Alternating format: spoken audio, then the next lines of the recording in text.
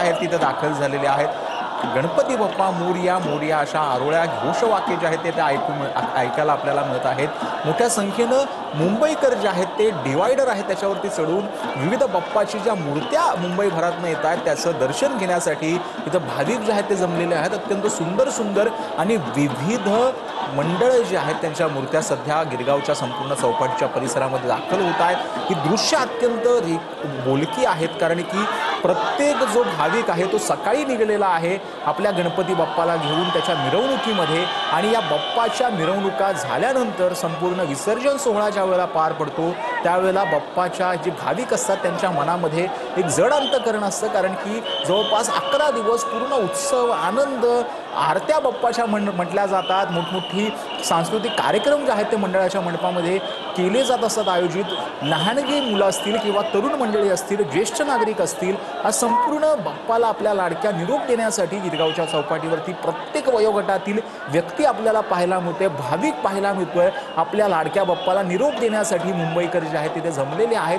विविध मंडळाच्या मूर्त्या ज्या आहेत तिथे पाहण्यासाठी भाविक जे आहेत किंवा मुंबईकर जे आहेत ते जमत असतात। खास करून लालबागच्या राजाची संपूर्ण मिरवणूक जी आहे ती सकाळी या संपूर्ण परिसरामध्ये ज्यावेळेला येते त्यावेळेला गिरगावमध्ये मोठ्या संख्येनं जे भाविक असतात ते जमलेले असतात। हा संपूर्ण परिसर जो आहे तो गणेश भक्तांनी संपूर्णपणे जो आहे तो भरून गेल्याचं आपल्याला पाहायला मिळतंय।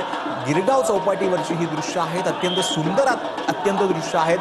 आपल्या लाडक्या बाप्पासाठी वाजत गाजत मिरवणुका काढत जे आहे ते गणेश भक्त या ठिकाणी दाखल झालेले आहेत। हा संपूर्ण परिसर आणि आखीव रेखीव ज्या आता मूर्त्या आहेत विविध मंडळा ज्या आहेत त्यांच्या मूर्त्या आपण पाहत आहोत। छोट्या मूर्त्या असतील किंवा मोठ्या मूर्त्या असतील परंतु त्याच्यामध्ये प्रत्येक मूर्ती अत्यंत सुंदर आहे, ती विलोभनीय आहे।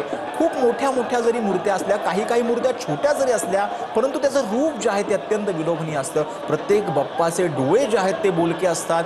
खरं म्हणजे आज खरंच साक्षात बाप्पा आपल्या समोर आलेला आहे असं वाटतंय कारण की तुम्ही बघू शकता की डोळे अक्षरशः जिवंतपणा प्रत्येक मूर्तीमध्ये आपल्याला पाहायला मिळतोय। हा संपूर्ण सोहळा जेव्हा आपण पाहतोय त्यावेळेला खरंच गणपती बाप्पा आपल्या समोर साक्षात आपल्याला दर्शन देत आहेत, आपल्या समोर उभे आहेत की काय असं आपल्याला वाटू लागतं। हा संपूर्ण सोहळा जेव्हा पाहतो तेव्हा हा संपूर्ण सोहळा ज्यावेळेला आपण अनुभवतो त्यावेळेला आतिषबाजी जी आहे ते विविध रथांच्या माध्यमातून गणपतीचं बाप्पाचं जे आहे ते विसर्जन करण्यासाठी इथं एक रथ आल्याचं आपल्याला पाहायला मिळतंय। तर त्याच्या बाजूलाच एका मंडळाची मूर्ती जी आहे अत्यंत सुंदर, पाठीमागे जो आहे तो सूर्याचं एक सिंहासन जे आहे ते बनवलेलं आहे। अत्यंत सुंदर सुंदर अशी ही दृश्य आहेत। खरं म्हणजे अत्यंत बोलकी अशी प्रत्येक दृश्य कारण की आपण लालबागच्या परिसरामधली आपण दृश्य पाहिलेली आहेत, पुण्यातली मिरवणूक आपण अनुभवली आहे, परंतु गिरगाव चौपाटीतला हा संपूर्ण परिसर जो आहे त्याच्यामध्ये आपण पाहतोय की एका मागोमाग एक अशा या संपूर्ण प्रत्येक मंडळाची ही मूर्ती आपल्याला इथं पाहायला मिळते।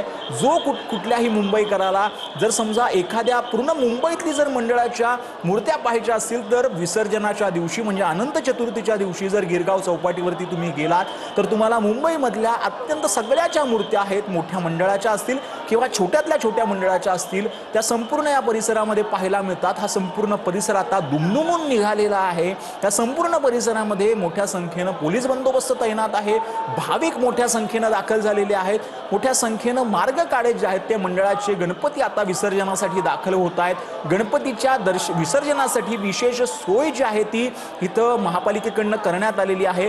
मोठमोठ्या कमानी ज्या आहेत त्या उभारण्यात आलेल्या आहेत। कुठेही गणेश भक्तांना कुठल्याही प्रकारची गैरसोय होऊ नये यासाठी देखील महापालिकेकडनं काळजी घेण्यात येत असते दरवर्षी। आणि मोठ्या संख्येनं मगाशी काही वेळांपूर्वीच मुख्यमंत्री देवेंद्र फडणवीस असतील किंवा उपमुख्यमंत्री एकनाथ शिंदे देखील या गिरगाव चौपाटीच्या परिसरामध्ये आलेले होते। हा संपूर्ण विसर्जन सोहळा कशा पद्धतीनं पार पडतोय आणि कंट्रोल रूम मध्ये जाऊन देखील त्यांनी हा संपूर्ण परिसर पाहिलेला आहे। संपूर्ण जो परिसर आहे तिथे सीसीटीव्ही कॅमेरे जे आहेत ते या गिरगाव चौपाटीच्या परिसरामध्ये बसवण्यात आलेले आहेत। मोठा चोख पोलीस बंदोबस्त तैनात करण्यात आलेला आहे। जवळपास मोठ्या संख्येनं पोलीस अधिकारी असतील, पोलीस अंमलदार असतील किंवा स्वतः मुंबई पोलीस कमिशनर देवेंद्र भारती यांनी देखील या संपूर्ण सुरक्षा व्यवस्थेचा जो आहे तो आढावा घेतलेला आहे। हा संपूर्ण परिसर गिरगाव चौपाटीचा परिसर अत्यंत सुंदर सुंदर आणि आखीव रेखीव अशा या मूर्ती आपल्याला पाहायला मिळतात।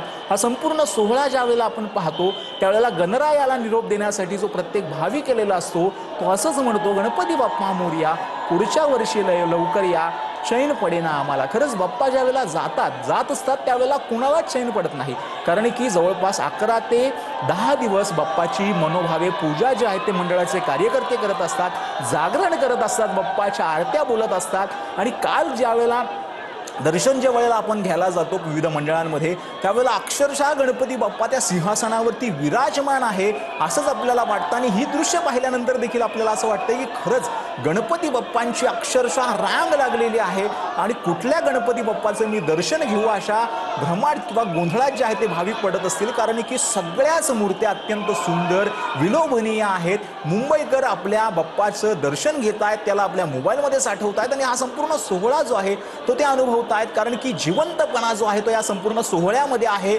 आतषबाजी आपल्याला पाहायला मिळत होती, नागपूरमधली आपण दृश्य पाहिलेली होती, पण गिरगाव चौपाटीवरची ही दृश्य आहेत अत्यंत सुंदर अशी रोषणाई जी आहे, विद्युत रोषणाई इथं बाप्पाच्या रथाला करण्यात आली आहे। तर दुसरीकडे ही बाप्पाची मूर्ती आपण पाहतोय ती आहे मुंबईचा संकल्प अशी ही बाप्पाची मूर्ती आपल्याला पाहायला मिळते।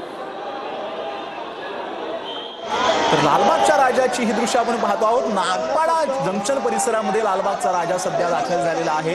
नागपाडा जंक्शनमध्ये विविध जी भाविक आहेत ते लालबागच्या राजाचं दर्शन घेण्यासाठी इथं जमल्याचं आपल्याला पाहायला मिळते।